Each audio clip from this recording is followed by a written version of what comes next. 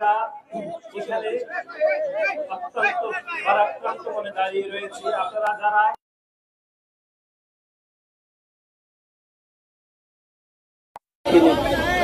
তিনি ঢাকা বিশ্ববিদ্যালয়ের পদার্থ বিজ্ঞান বিভাগের ছাত্র ছিলেন। আমরা যদি গভীরভাবে চিন্তা করি তাহলে দেখতে পাবো যে ঢাকা বিশ্ববিদ্যালয়ের পদার্থ বিজ্ঞান বিভাগে করে জনাব হাবিবুল নবী খান সোহেল ভাই যদি এদেশের মানুষের জন্য, এদেশের মানুষের ভোটাধিকার নিশ্চিত করার জন্য যদি আন্দোলন সংগ্রাম না করতেন, অথবা তিনি যদি ছাত্র জীবন থেকে ছাত্র রাজনীতি না করতেন, তাহলে তিনি কি হতে পারতেন? তাহলে আমরা বিশ্বাস করি জনাব হাবিবুল নবী খান সোহেল ভাই সরকারি চাকরি করতেন, তিনি এদেশের দেশ সেরা আমলা হতে পারতেন। যদি তিনি কূটনীতিক হতে চাইতেন, আমরা বিশ্বাস করি তিনি দেশ সারা বিশ্বের এবং দেশ সেরা কূটনীতিক হতে পারতেন।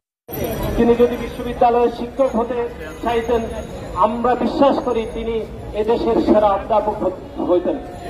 তিনি যদি বিদেশে চাকরি করতেন, আমরা বিশ্বাস করি পদার্থ বিজ্ঞানের পরে তিনি দেশের সুনামধন্য বিজ্ঞানী হতে পারতেন। কিন্তু তিনি এদেশের মানুষের ভাগ্য উন্নয়নের জন্য, এদেশের ছাত্র অধিকারের জন্য তিনি কাজ করতে গিয়ে তিনি রাজনীতির সাথে জড়িয়েছেন। গত 1.5 যুগের বেশি সংগ্রামের মাধ্যমে জনাব হাবিব নবী খান সোহেল ভাইয়ের মুক্তি নিশ্চিত করা যাবে। একই সাথে আপনারা জানেন যে গত 6 বছরের অধিক সময় ধরে চেয়ারপারসন এই দেশের গণমানুষের যে নেত্রী কোনদিন এই দেশের নির্বাচন ব্যবস্থায় কোনদিন পরাজিত হননি। এদেশের মানুষ ভালোবেসে তাকে আপসহীন নেত্রী খেতাব দিয়েছে। সেই নেত্রী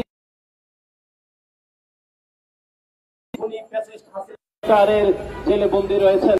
আমরা আজকের এই মানববন্ধন থেকে দেশনেত্রী বেগম খালেদা জিয়ার মুক্তি কামনা করছি।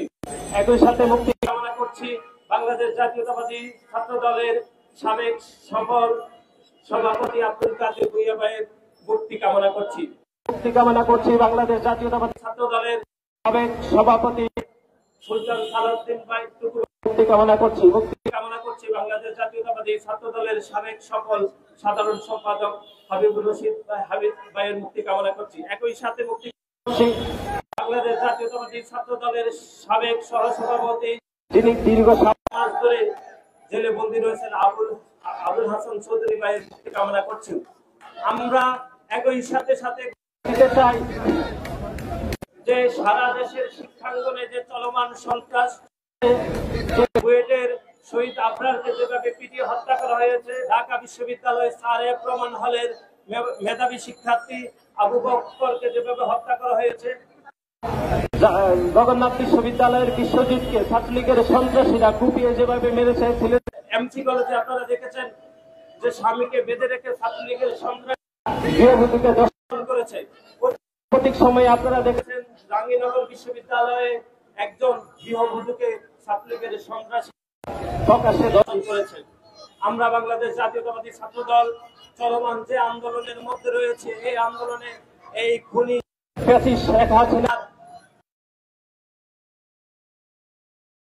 বিরুদ্ধে আমরা হুঁশিয়ার উচ্চারণ করে বলতে চাই, চলমান যে আন্দোলন চলছে সেই আন্দোলনে বাংলাদেশ জাতীয়তাবাদী ছাত্র দল সারা দেশের শিক্ষার্থীদেরকে ঐক্যবদ্ধ করে ছাত্রলীগের এই সন্ত্রাসের বিরুদ্ধে প্রতিরোধ গড়ে তুলবে এবং বাংলাদেশের গণতান্ত্রিক বাংলাদেশ প্রতিষ্ঠার যে শপথে যে দেশ নায়ক জনাব তারেক রহমান যে আন্দোলন সংগ্রামে নেতৃত্ব দিচ্ছেন, সে আন্দোলন সংগ্রামে বাংলাদেশ জাতীয়তাবাদী ছাত্র দল দেশের সমস্ত শিক্ষার্থীদেরকে ঐক্যবদ্ধ করে সে আন্দোলনে শরীক হবে এবং সে দেশের সমস্ত শিক্ষার্থীদেরকে শরীক হওয়ার উদাত্ত আহ্বান জানিয়ে আমি আমার সংক্ষিপ্ত বক্তব্য এখানে শেষ করছি।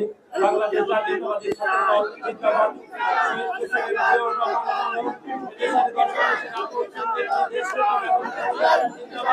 আগামী রাষ্ট্রনায়ক এদেশের মানুষের 20 কোটি মানুষের আশা আকাঙ্ক্ষার একমাত্র প্রতীক দেশ নায়ক জনাব তারেক রহমান জিন্দাবাদ জিন্দাবাদ।